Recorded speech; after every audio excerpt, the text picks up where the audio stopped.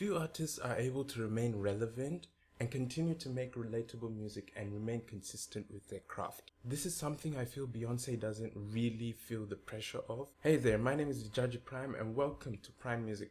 Today we're discussing Beyonce's new album, Lemonade. Grand, beautiful, emotional. There really aren't so many adjectives I could use to actually articulate how I feel about this album. Very well thought through, the instrumentation is beautiful, the singing is phenomenal. There are about 12 tracks on this album, there's a number of producers on this album, quite a decent number of writers on this album. The album starts off with a track titled Pray You Catch Me, and I think it's produced by Kevin Garrett.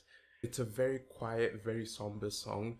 I'm guessing this is talking about maybe in a relationship and you're trying to hide something from your partner, and then the partner hears you and then you find out that she heard or whatever. There are a lot of themes and a lot of lines that would make people be like, wait, is she referring to Jay-Z? Hove, I don't know what you did to our queen, but she's pretty pissed off, so you need to get your act together. Track 2 is produced by Diplo. It's called Hold Up, and basically talking about how people don't love you the way that she loves you. I don't know who the person she's talking to is. I'm gonna assume she's talking to Jay-Z on this. And there's a really heavy dancehall Jamaican influence on this track. I feel as though for inspiration, maybe Beyonce has been listening to a lot of dancehall, been listening to a lot of Bob Marley. Can I just say that this album really gave a lot of material to girlfriends out there. So if you have a girlfriend, you might not want to piss her off for the next couple of weeks. The overall theme I would feel for this album is love, betrayal, talking about family, and also a bit about society and politics and the communal freedom. So there's a track on here titled Freedom featuring King Kendrick himself. Overall, the production on this is solid. It's very varied. You don't get one particular genre of music. Granted that Beyonce is a pop artist, you have country in this album, you have dancehall, you have hip hop, you have soul, you have R&B, all beautifully choreographed. It's a very descriptive album, very well tied together. I think only Beyonce could go from dancehall to rock and roll to country all in the stretch of one album. Daddy Lessons, which has very beautiful horn arrangements, gives you a very southern feel. I guess this is an homage to Beyonce's southern roots, and then changes mid-intro to still a southern feel but a more country feel. And all of the tracks where Beyonce is singing in a genre that isn't necessarily her home turf, like she's singing whether a dancehall or a country type song, it really doesn't feel forced. She's not forcing her accent. She's not trying too hard to sound like the natives. She's really just singing the way she would sing, and her voice is such that it goes along very well with any type of instrumentation. So as I was saying about the production, very varied. It's a nice mixture of various genres and beautifully constructed, beautifully executed. Formation on this album sounds a lot better. I don't know if it was remastered, or if it was just the whole emotion of this whole album culminating in Formation. It really did sound a lot more livelier, a lot better on the album. As for the features, there are only 4 features on this album, and I really feel like, I don't know if it was Beyonce personally, or maybe the producers or whoever, but the features on here do so much for the actual songs. Like, Beyonce is beyond phenomenal on her own, but these features just take these songs to the next level. So you have Jack White, who was on Don't Hurt Yourself, really brought the rock and roll essence into this song, really was lively on the chorus. And then you have The Weeknd on 6 Inch. Wow, The Weeknd never disappoints me. He brought his usual aesthetic to this song, his usual dark and moody ad-libs and whatever, and it really worked well. James Black, who was on Forward, which is quite a short track. I believe this was the track that was on the Lemonade trailer. it kind of does feel like it's out of a horror movie, and I feel like this is a play on the following track, Freedom. It's kind of like, I don't know if you can understand, but it's like an introduction to the horror story that is America. And on Freedom with Kendrick Lamar, wow, this song literally just makes me want to put my fist in the air.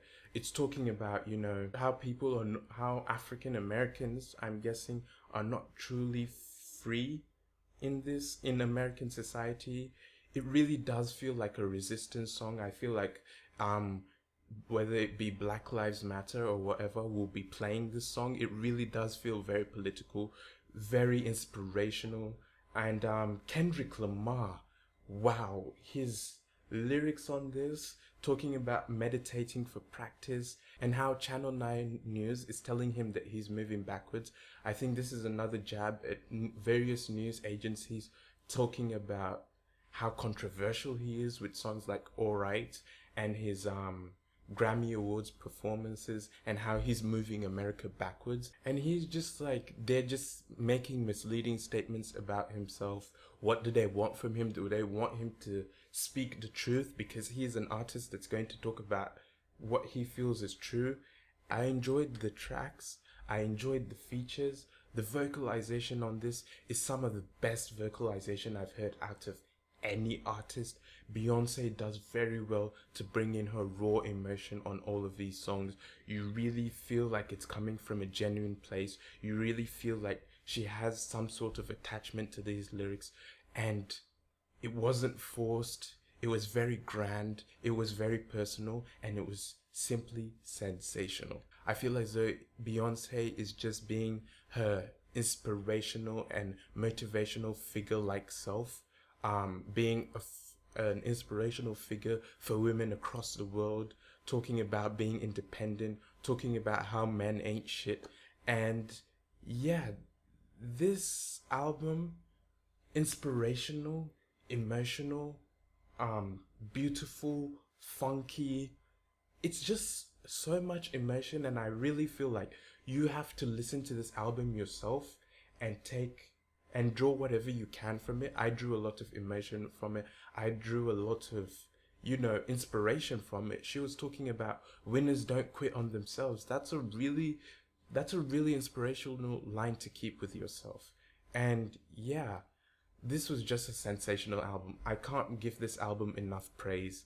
I also feel like Beyonce has been watching a lot of DJ Khaled's Snapchat.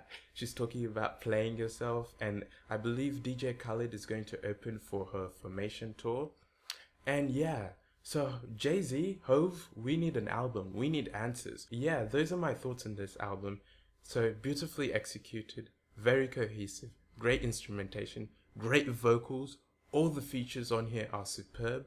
I'd give this album a 9.5 out of 10. It's kept to a very reasonable album length of 12 tracks. Quick side note, I really hope that with all these Tidal exclusives, Tidal really does step up its game. But we've had Kanye West's album, which was a Tidal exclusive for about a month. We've had Rihanna's album, which was an exclusive for a week. We had Jhené Aiko and Big Sean's album, which was also a Tidal exclusive for a few days. And now you have Beyonce's album, which is a Tidal exclusive. I don't know how long that will be, probably for about a week. I really do hope with all these Tidal exclusives, it's well and truly worth it. Like, they're not just deceiving themselves, that Tidal is actually doing well with all these exclusives. It will be interesting to see what effects Beyonce's album does have on Tidal's subscriptions, on its overall sales. I would like to see how many copies she did move in the first week or whatever. So yeah, this should be very interesting. Hopefully it's good for Tidal and they do have a new number of subscribers who actually stay and are not just doing the 1 month subscription, but we'll see. Not to digress too much, I feel as though with Drake's album coming in this weekend, he's under a lot of pressure for him to really deliver on a great album, and I certainly do hope he does. So I look forward to reviewing Drake's views from this 6. So that's been all from me, the Judge Prime. If you enjoyed this video, please be sure to leave a like. If you're new around here, why not click the subscribe button, and I'll see you in the next video. Goodbye.